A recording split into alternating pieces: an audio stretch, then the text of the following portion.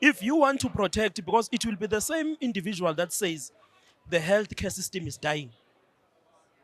But in that healthcare system which is dying, or in that healthcare system which is not functional enough, you are also the one who says people who are undocumented, they must be within the country.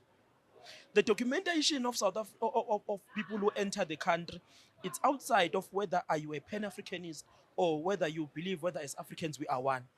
It's a question of governance. It's a question of regulating your own population. You ought to know how many people stay in the Kanyile family. Are we five? Are we six? Are we 10?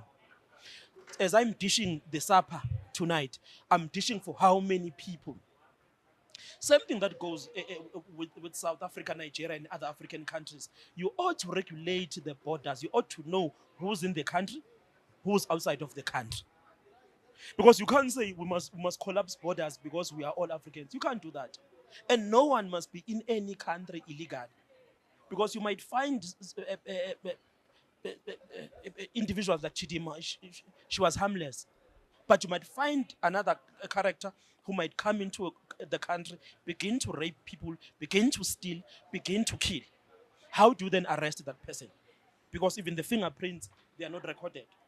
So you ought to regulate borders. You ought to know who is in the country. You ought to know who leaves the country. You ought to know how many people use specific services in the country. You ought to know how many individuals I find in any area of my own country. So everyone who's in South Africa, they must be documented.